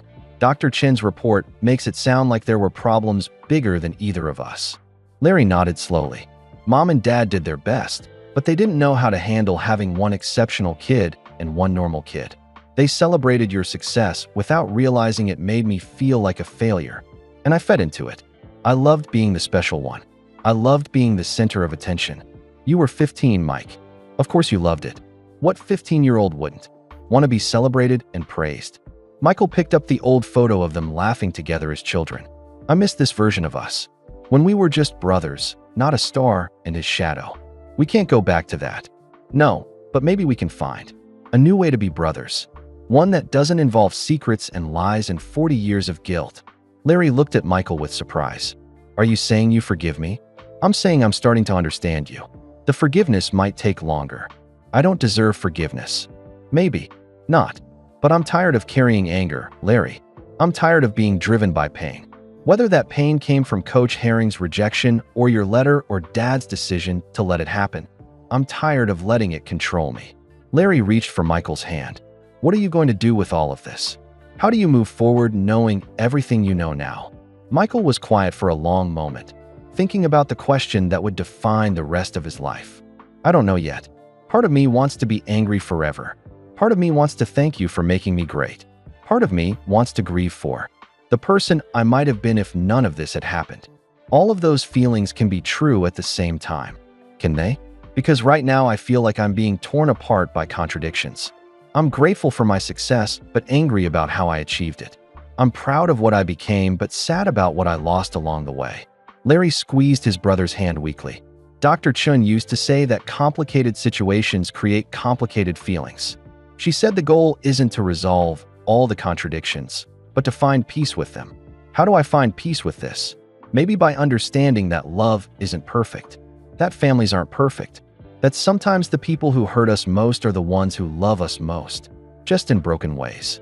Michael looked at his dying brother and saw not the villain who had destroyed his confidence, but the little boy who had been drowning in feelings of inadequacy. You loved me, didn't you? Even when you wrote that letter. Especially when I wrote that letter. I was so desperate to matter to you, to affect your life in some way, that I was willing to hurt you to do it. That's twisted, Larry. Love often is, especially when you're 13 and mentally ill and don't know how to express what you're feeling. Michael stood up and walked to the window one more time. The sun was high now, casting sharp shadows across Chicago.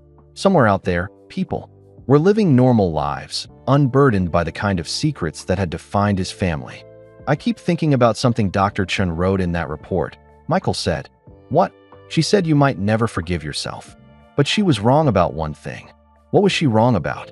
Michael turned back to face his brother. She thought the guilt would destroy you, but it didn't. It made you into someone who documented every moment of my success, who celebrated my achievements even though they were built on your mistake. It made you into the most dedicated fan I ever had.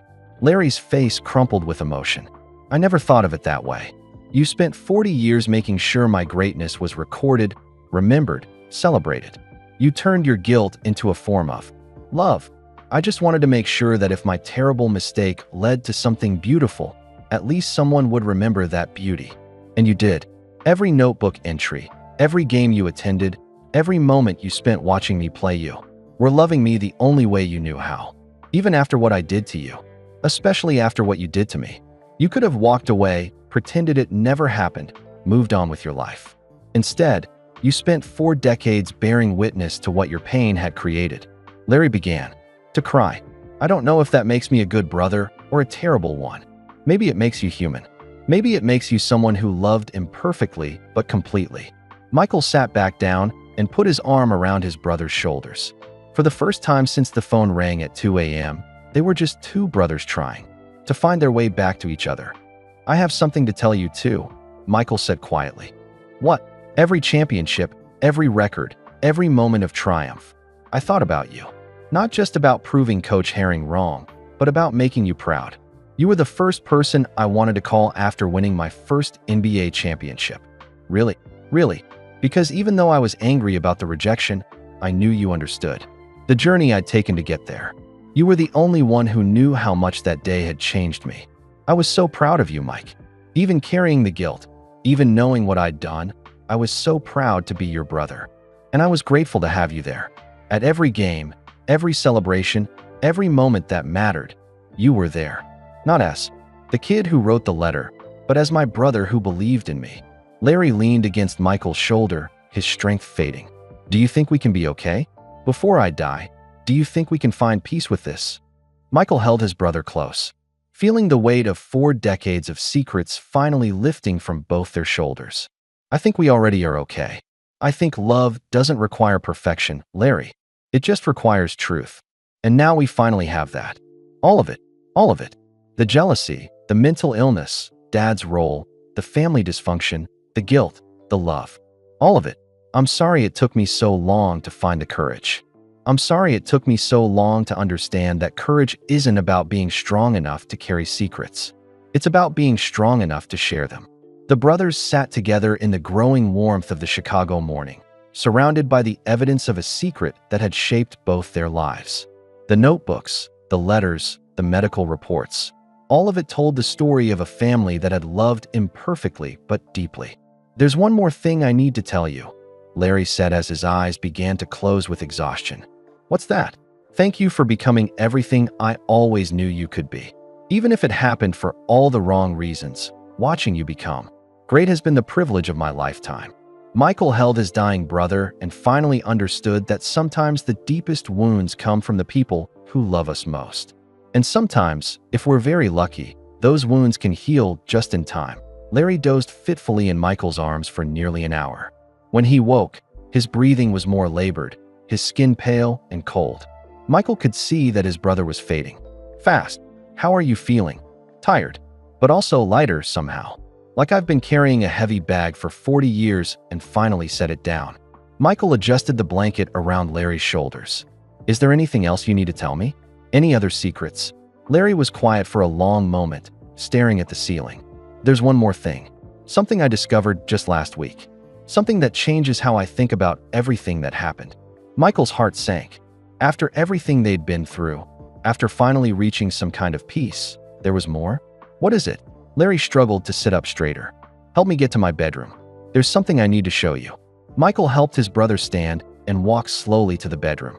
Larry pointed to his desk, where a manila envelope sat unopened. That came in the mail 5 days ago. It's from Coach Herring's widow. He died last month. Michael picked up the envelope, seeing his name written on it in shaky handwriting. She sent this to you. She sent it to both of us. But she addressed it to you because, well, you'll understand when you read it.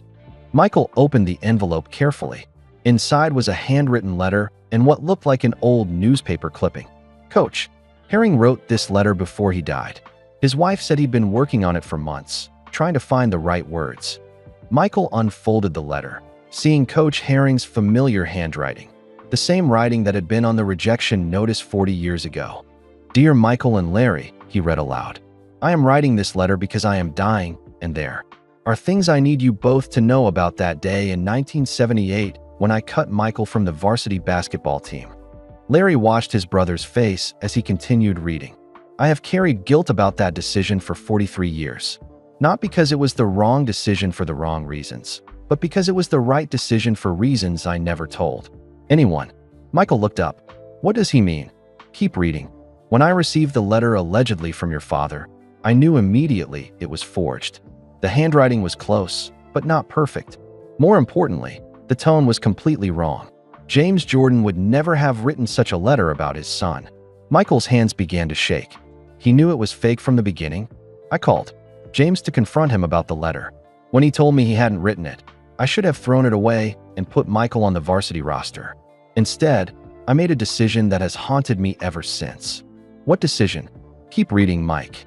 I had been coaching high school basketball for 15 years by then. I had seen hundreds of talented players come through my program, but I had never seen anyone with Michael's combination of skill, athleticism, and basketball intelligence. I knew that if Michael made varsity as a sophomore, he would dominate immediately. Michael set the letter down for a moment, his mind racing. Where is this going? Trust me, just keep reading. Here's what I never told anyone. The varsity team that year was special. We had 5 seniors who had played together since middle school. They were good kids from difficult backgrounds who saw basketball as their only chance for college scholarships. I knew that if Michael joined the team, he would quickly become the star. The ball would go to him, the plays would be designed around him, and those 5 seniors would become role players on their own team. Michael's throat tightened as he began to understand. I made the decision to cut Michael not because he wasn't good enough, but because he was too good.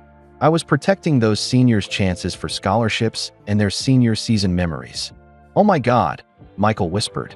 I told myself it was only for 1 year. Michael would dominate JV as a sophomore, then join varsity as a junior and still have 2 years to showcase his talents for college scouts. The seniors would get their moment, and Michael would get his later. Larry reached over and touched the letter. There's more. What I didn't anticipate was how the rejection would affect Michael emotionally. I watched him transform from a confident, happy kid into someone driven by anger and pain. I saw him work harder than any player I'd ever coached, pushing himself to exhaustion every day. Michael continued reading, his voice getting quieter. By the time Michael's junior year came around, I realized I had created something unprecedented. The rejection hadn't just motivated him, it had forged him into a basketball machine. He played with an intensity and focus that scared other players. He had turned my practical decision into his life's mission. He watched me change. He documented it just like I did. Keep reading. I want both of you to know that I never regretted keeping Michael off varsity that year because I saw what it created. All 5 of those seniors got college scholarships. They had their moment in the sun. And Michael became something greater than I ever imagined possible. Michael's eyes filled with tears as he read the final paragraphs. Larry, I know you've carried guilt about forging that letter, but you need to know that your letter didn't cause Michael's rejection. It just gave me an excuse to do what I was already planning to do. I had already decided to keep Michael on JV for that 1 year to protect the seniors. Michael dropped the letter and stared at Larry. Your letter didn't matter? It mattered, but not the way we thought. Coach Herring was already going to cut you for completely different reasons. So all this guilt you've been carrying was for something that wouldn't have changed the outcome anyway. Larry's voice was filled with wonder.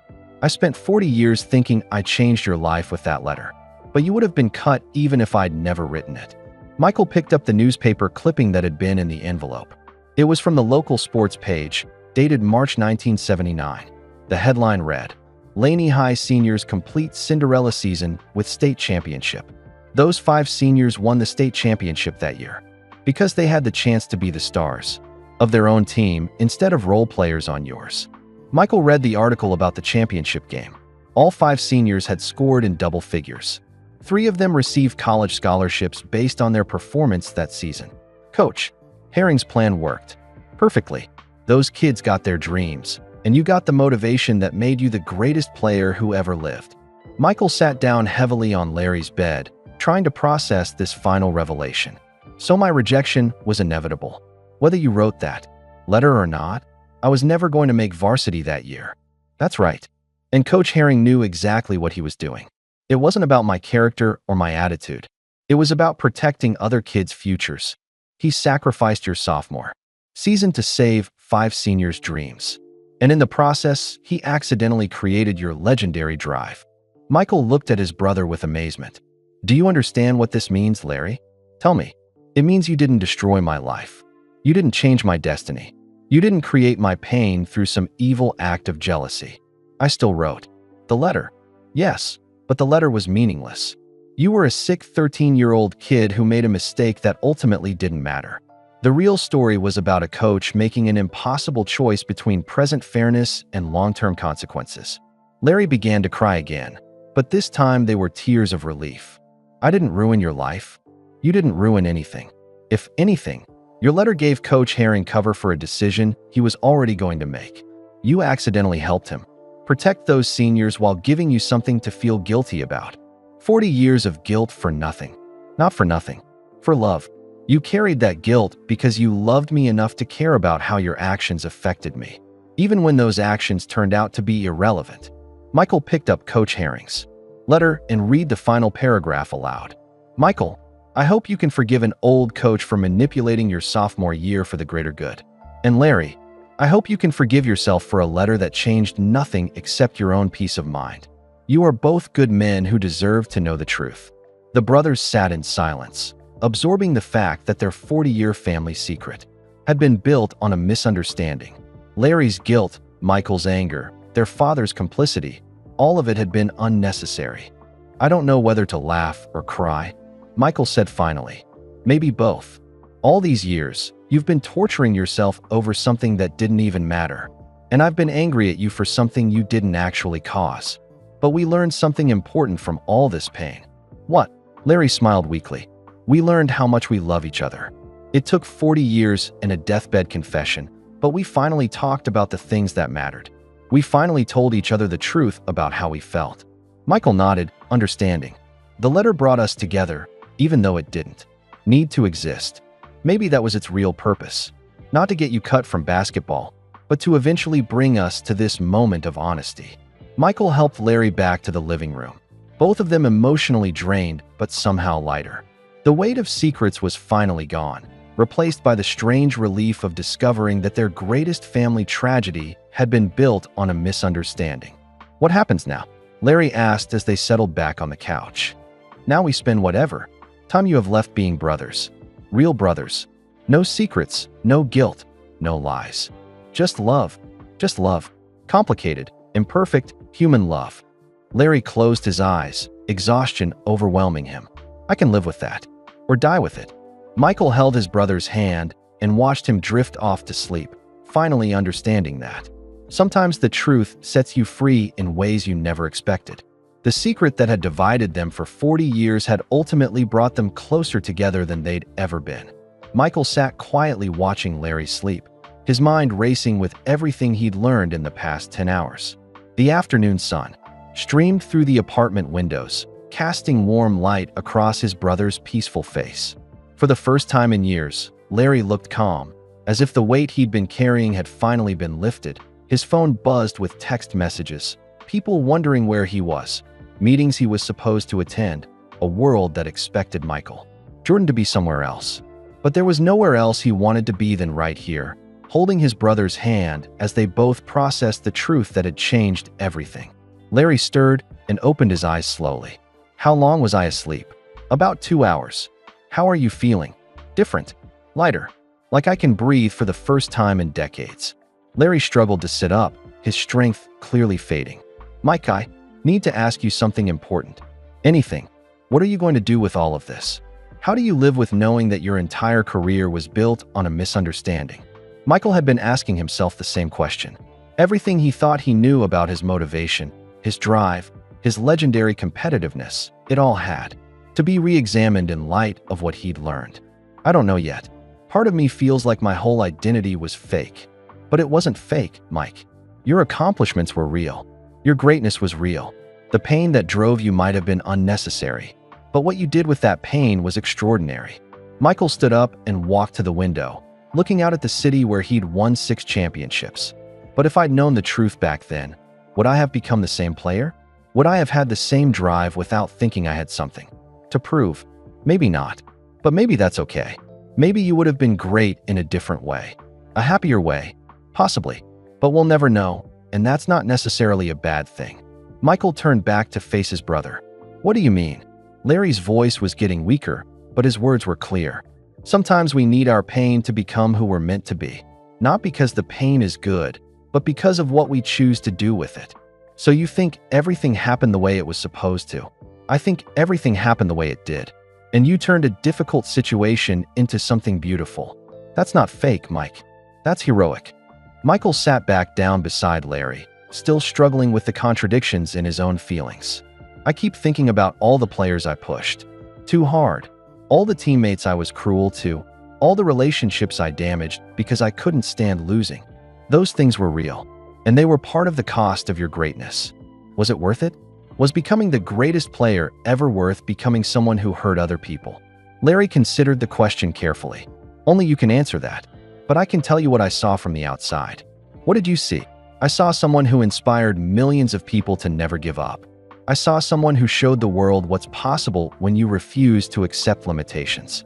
I saw someone who turned personal pain into universal inspiration. But at what cost to myself? To my family? To the people around me? At a real cost, but also with real benefits. Your competitiveness hurt some people, but it also lifted others. Your drive was exhausting, but it was also inspiring. You were complicated, Mike. Great people usually are.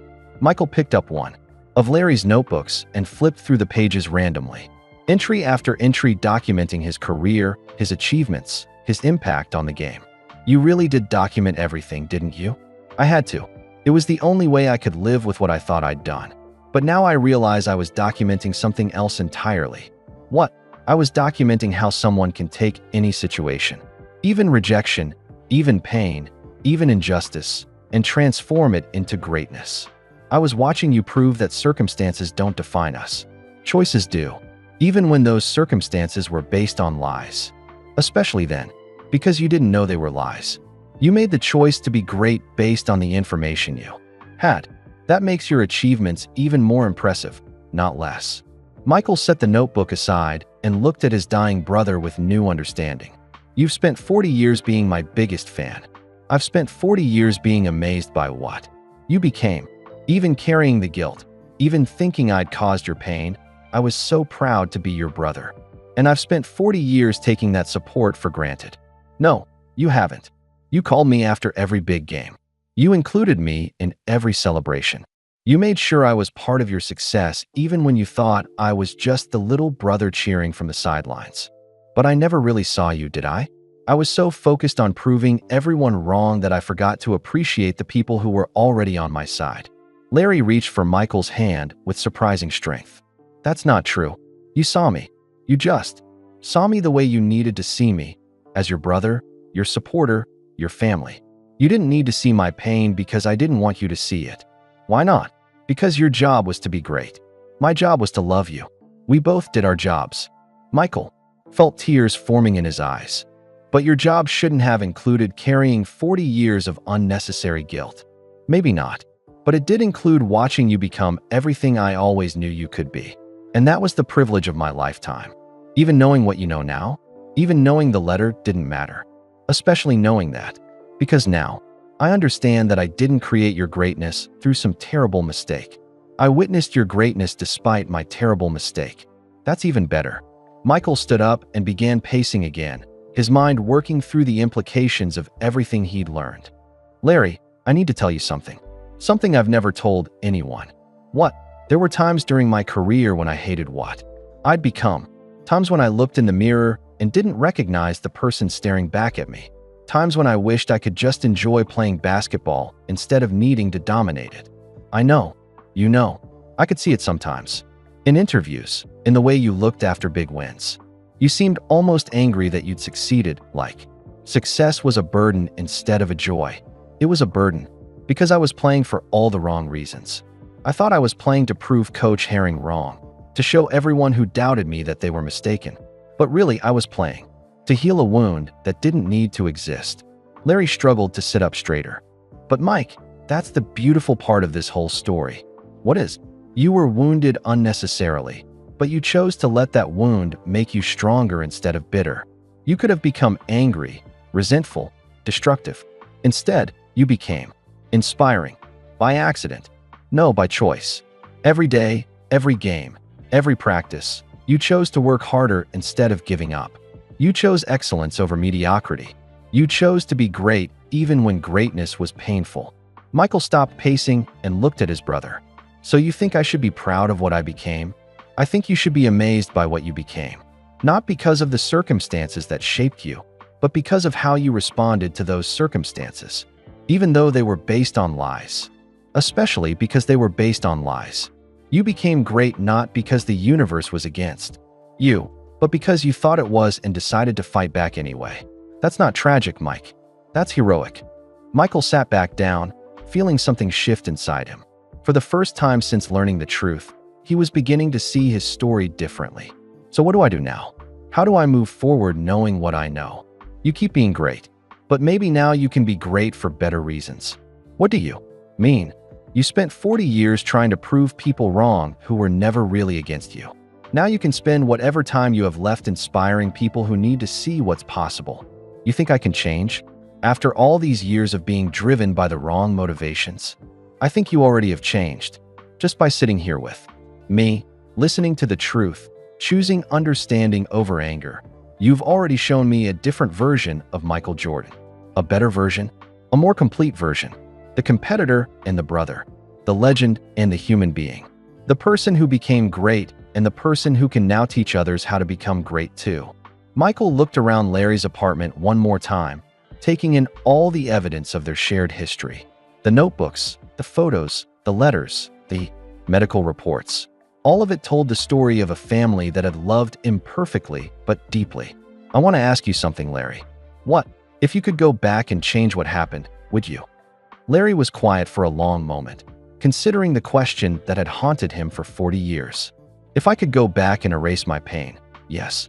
If I could go back and erase my guilt, yes. But if going back meant you never became the Michael Jordan the world knows, if it meant those millions of people who were inspired by your story never got to see what's possible when someone refuses to give up, what? Then no, I wouldn't change it. Because watching you become great has been worth every moment of pain I've carried. And knowing that your greatness inspired others makes all of it meaningful. Michael felt a profound shift in how he understood his own story. For 40 years, he'd seen his rejection as a tragedy that accidentally led to triumph. Now he was beginning to see it as something else entirely. Maybe the Real story isn't about rejection at all, he said quietly. What do you mean? Maybe the Real story is about love. About a brother who carried guilt he didn't need to carry. About a father who made an impossible choice. About a coach who sacrificed one player's happiness for 5 others' dreams. About a family that loved each other enough to keep difficult secrets. And about a player who turned all of that complicated love into something beautiful. Maybe. Or maybe it's about learning that our stories are never as simple as we think they are. That the pain that shapes us isn't always what we think it is. That the love that sustains us comes in forms we don't always recognize. Larry smiled weakly. That sounds like the Michael Jordan I've always known. Someone who can find meaning in any situation, even the difficult ones. I learned that from watching you, Larry. Watching you carry an impossible burden with grace for 40 years. Watching you love me even when you thought you'd hurt me. Watching you turn guilt into devotion. We both did the best we could with what we knew. And now we know better. And now we know better. The brothers sat together in the fading afternoon light, finally understanding that their story had never been about basketball or rejection or even secrets. It had always been about love, complicated, imperfect, human love that finds a way to survive even the deepest wounds. As evening approached, Larry's breathing became more labored. Michael could see his brother was fading, but there was a peace in his eyes that hadn't been there in years. They had spent the entire day excavating 40 years of buried truth, and now they were both exhausted but somehow lighter. Mike, I need to ask you something important, Larry said, his voice barely above a whisper. Anything. Can you forgive me? Not for the letter, we know now that didn't matter. But for 40 years of letting you carry pain that I thought I caused? For watching you struggle with demons that I believed I created? Michael looked at his dying brother and felt the last traces of anger dissolve completely. There's nothing to forgive anymore, Larry. We were both victims of the same misunderstanding. But I still wrote that letter. I still acted out of jealousy and pain. I still tried to hurt you, even if it didn't work the way I thought. You were 13 years old and mentally ill. You were a child in pain who made a mistake. Children make mistakes, Larry. That's what they do. Larry's eyes filled with tears. But it cost us so much time. So many years of carrying unnecessary guilt and anger. It also brought us to this moment. Would we be having this conversation if you hadn't called me at 2 a.m.? Would we be this honest with each other if we didn't have something big to work through? Maybe not. Then maybe the letter served its real purpose. Not to get me cut from basketball, but to eventually bring us to this place of truth. Michael helped Larry adjust his position on the couch, noticing how frail his brother had become. Even in the past few hours, time was running short, but for the first time all day, neither of them seemed afraid of that fact. I want to tell you something I've never told anyone, Michael said. What? Remember my Hall of Fame speech? When I talked about being cut from varsity and how it motivated me. Of course, the whole world remembers that speech. I lied during that speech. Not intentionally, but I got something important wrong. Larry looked confused. What do you mean? I said that getting cut made me who I am. But that wasn't true. What made me who I am was having people who loved me enough to watch me work through the pain. What made me who I am was having a brother who showed up to every game, who celebrated every victory, who believed in me even when he thought he was the reason I needed to prove myself. Mike, I'm serious. The rejection might have given me motivation, but you gave me something more important. You gave me unconditional love. Even carrying all that guilt, even thinking you'd hurt me, you never stopped being my biggest supporter. I was proud of you. No matter what I thought I'd done, I was always proud of you. And that pride, that love, that constant presence in my life, that's what really made me great. Not the anger from rejection, but the love from family. Michael stood up and walked to the bookshelf, picking up a photo of them from his college graduation. Look at this picture. Look at your face. Larry studied the photo. I look happy. You look proud. You look like someone watching his brother achieve his dreams. And I remember that day, Larry. I remember looking for you in the crowd after I got my diploma. I remember seeing you cheering louder than anyone else.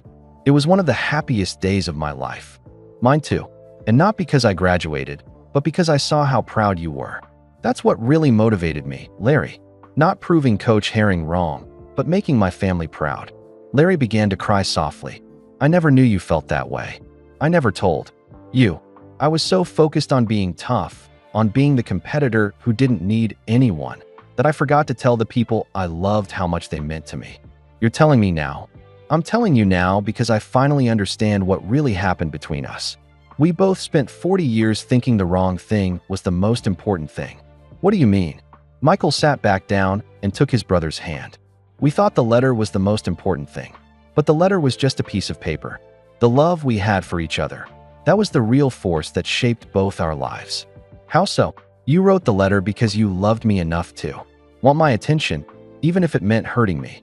I became great because I loved you enough to want to make you proud, even when I thought I was just trying to prove everyone wrong. Larry squeezed Michael's hand weakly. So love was always the real story. Love was always the real story. Everything else, the basketball, the championships, the fame, that was just the stage where our love played out. That's beautiful, Mike. It's true. And I need you to know something else. What? I forgive you. Completely. For the letter, for the guilt, for the 40 years of secrets. I forgive all of it because I finally understand that it all came from love. Larry's face crumpled with emotion. Thank you. I've been waiting 40 years to hear those words. And I forgive myself too, for being so focused on proving everyone wrong that I forgot to appreciate the people who were already on my side. For being so competitive that I sometimes forgot to be kind. For carrying anger that hurt me more than it helped me. You were doing the best you could with the pain you thought you had to carry. We both were. And now we can let it go. Michael helped Larry lie down more comfortably on the couch, covering him with a soft blanket. His brother's breathing was getting shallower, but his expression was peaceful. Larry, I want to make you a promise. What kind of promise? I promise that I'm going to tell this story, not to hurt anyone or expose family secrets, but to help people understand that love is complicated, that families are complicated, that sometimes the people who hurt us most are the ones who love us most. You think people need to hear that? I think people need to know that forgiveness is possible, that understanding can come even after decades of pain, that it's never too late to see the love hiding inside the hurt. Larry smiled weakly. I'd like that. I'd like for something good to come from all this mess. Something good already has come from it. We found our way back to each other. After 40 years. Better late than never. They sat quietly as darkness fell over Chicago. Michael realized that in 12 hours, his entire understanding of his life had changed. The rejection that he thought defined him had been necessary for reasons he'd never imagined. The brother he thought had betrayed him had actually loved him more faithfully than anyone else in his life. Mike, yeah. Are you okay? Really okay? With all of this? Michael considered the question carefully. I'm better than okay. For the first time in my adult life, I feel free. Free from what?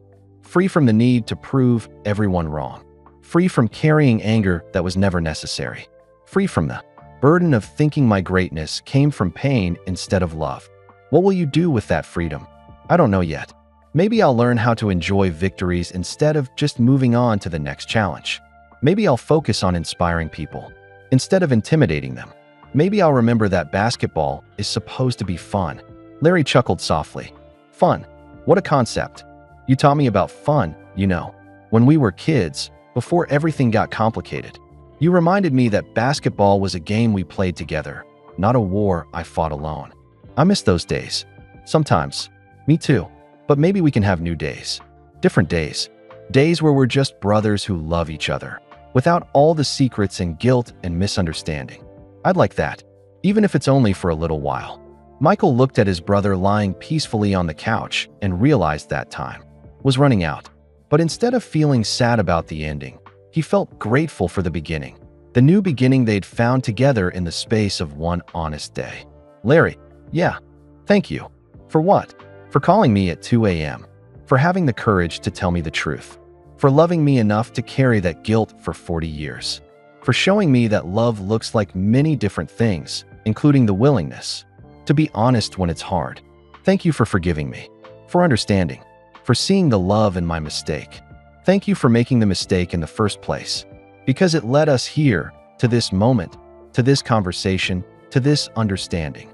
Larry's eyes were closing now, exhaustion overwhelming him. I love you, Mike. I've always loved you. Even when I was hurting, even when I was guilty, even when I was scared, I never stopped loving you. I love you too, Larry. And now I know that love was always stronger than anything that tried to break it. As Larry drifted off to sleep, Michael sat beside him in the quiet apartment, surrounded by the evidence of their shared history. The notebooks, the letters, the photos, all of it told the story of two brothers who had loved each other imperfectly but completely. For the first time in 40 years, Michael Jordan felt at peace with his story. Not because it was perfect, but because it was true. Not because it was painless, but because it was meaningful. Not because it was simple, but because it was love. Michael stayed with Larry through the night, watching his brother's peaceful breathing and thinking about everything that had changed between them. As dawn broke over Chicago, painting the apartment, in soft golden light, Larry stirred one final time.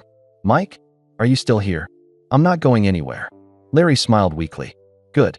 I was afraid I'd dreamed our whole conversation. It was real. All of it. I feel different. Like I'm not carrying that heavy weight anymore. Michael helped Larry sit up slightly, adjusting his pillows. How are you feeling? Ready. For the first time in 40 years, I feel ready to let go. They sat in comfortable silence for a while, watching the city wake up outside the window.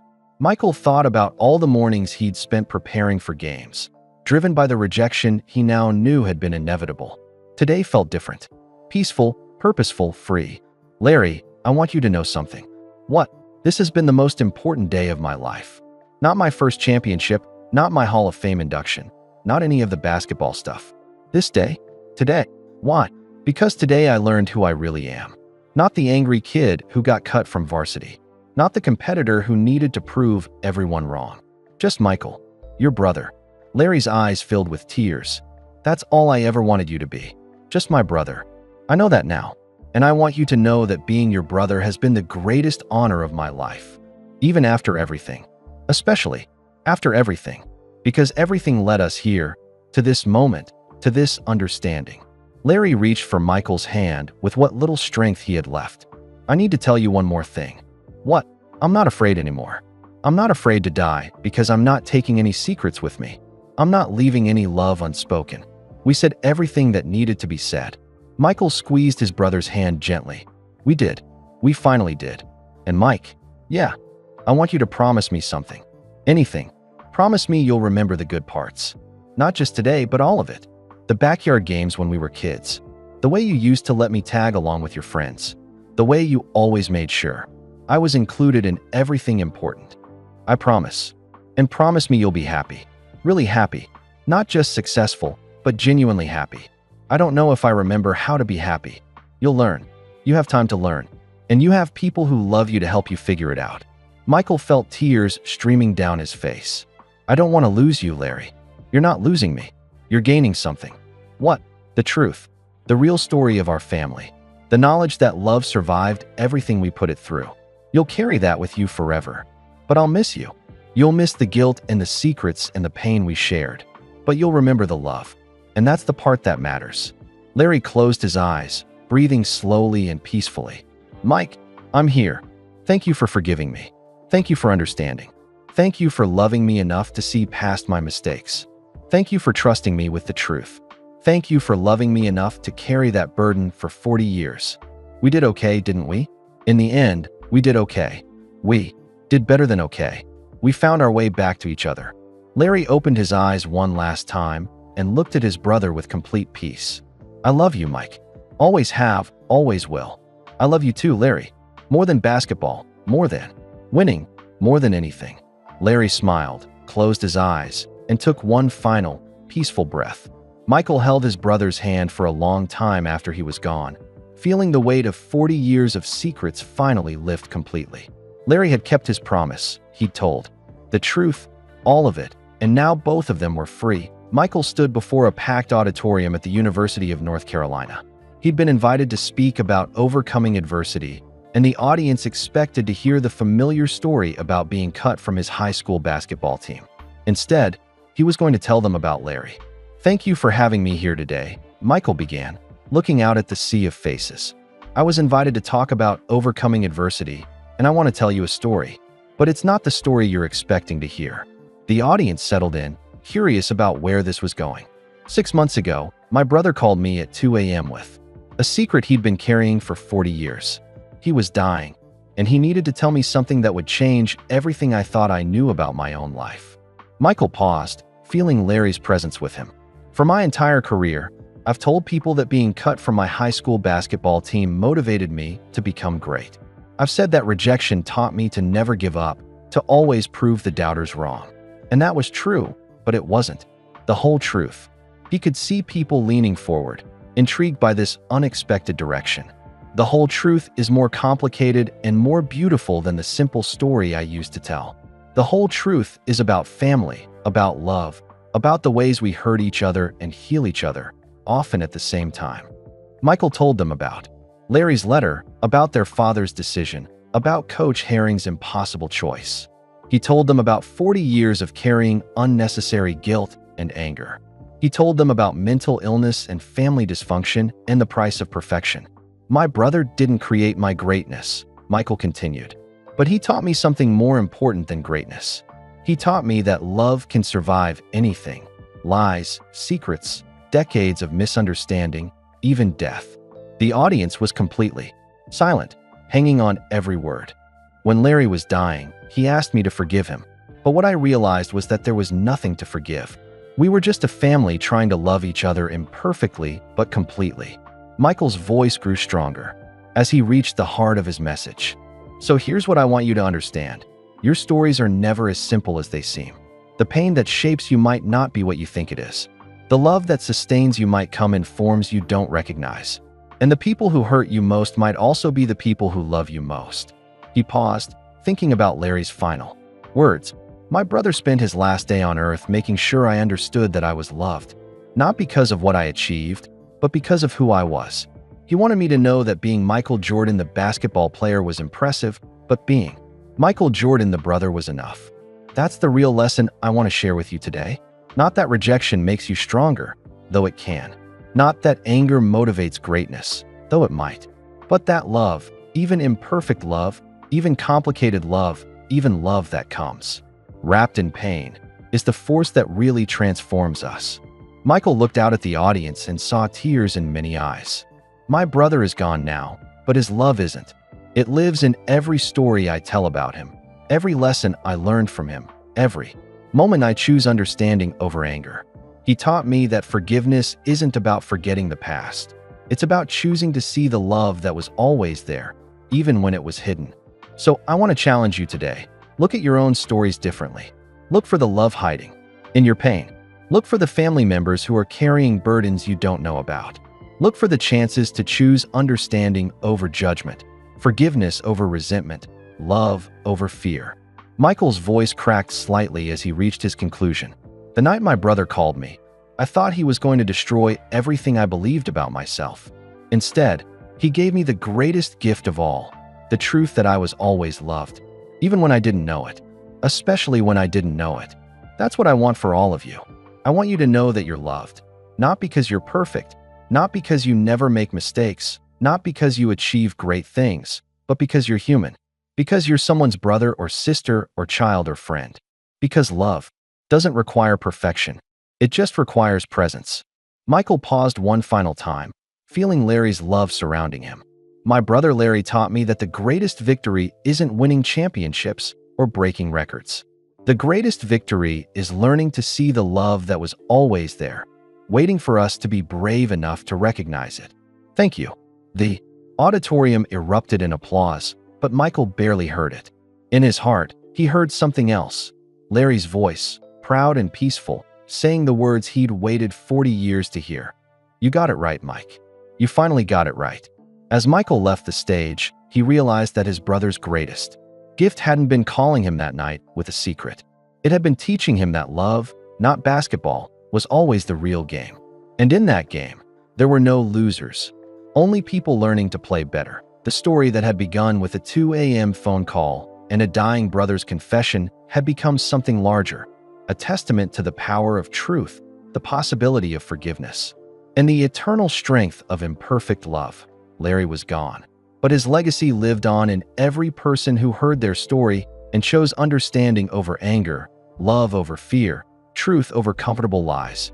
And Michael Jordan, the greatest basketball player who ever lived, had finally learned the most important lesson of all, that being great at basketball was nothing compared to being great at love. Michael and Larry's story shows us that love can survive even the deepest secrets. Sometimes the people who hurt us most are the ones who love us most. They just don't know how to show it. We all have family members carrying burdens we don't know about. We all have chances to choose understanding over anger, forgiveness over resentment. Where are you listening from today? Drop your location in the comments. I love connecting with listeners from around the world. If this story touched your heart, please hit that like button to help spread kindness. And don't forget to subscribe to our channel for more amazing true stories that remind us what really matters in life. Speaking of incredible stories, click on the video appearing on your screen right now. You won't believe what happens next in this unbelievable tale of family, forgiveness, and the power of love. Thank you for listening, and remember, it's never too late to tell someone you love them.